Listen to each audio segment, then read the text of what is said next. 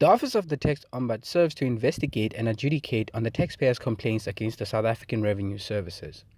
In a panel discussion held by the Office of the Tax Ombud, SARS Commissioner, as well as various other stakeholders, the Tax Ombud Judge Bernard Ngoepe unpacked his 2018-2019 annual report, through which he asserted the role of his office on the country's tax revenue system and its duty to the rights of the South African taxpayers. The report revealed that there had been a 32% increase in complaints about the South African Revenue Services in the past year. Judge Ngoepe also went on to say that it is important to educate people about their rights, particularly as it concerns tax, as that affects every aspect of their lives. People don't know anything about the rights that they have under the Constitution.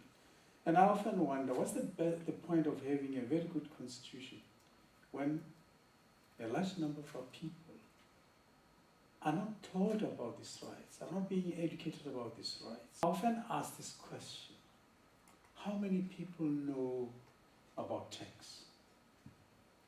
You go to even university, you'll find that students are not told much about tax, except those who happen to have registered for tax.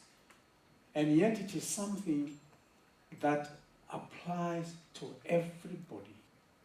These are essential things that people need to be taught about.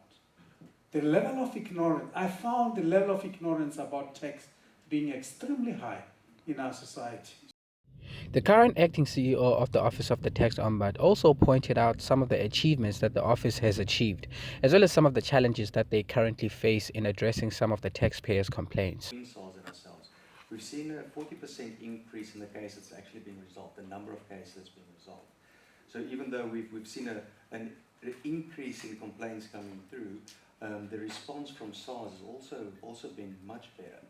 At the same time, from a taxpayer perspective, even though we are still rejecting 90% of the complaints that we reject relate to premature cases, complaints coming to our office prematurely, we are seeing an improvement in the number of cases that, in proportion to the ones that we reject, that we actually accept. So it means that our engagement leads to frustration for taxpayers to have to go through the complaints resolution procedure in SARS. Now, I just need to mention that, unfortunately, that's an international standard for any ombudsman. You need any ombudsman has to give a person the right to, the subject of scrutiny, the right to actually resolve the issue before they come to them. And in terms of us, it's a legal obligation. We are prohibited from reviewing the matters, and I think that's probably where taxpayers sometimes misunderstand. And when they do come to us, they are already frustrated. They get stuck in the cycle of doing follow-up after follow-up after follow-up with SARS. And in many occasions, I think there is also a problem where taxpayers do not necessarily understand what the complaints resolution mechanism in SARS is. It shouldn't take longer than 42 days, business days at most, to get through the procedure within SARS.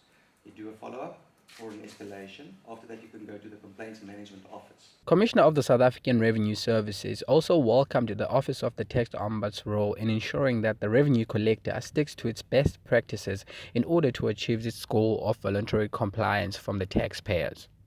Between the role of the Ombudsman and the objectives that we set for ourselves. In fact, we see the Ombudsman as an important catalyst to spur us on and to help us towards achieving our own objectives. To model SARS on an approach of voluntary compliance over the next 5 years.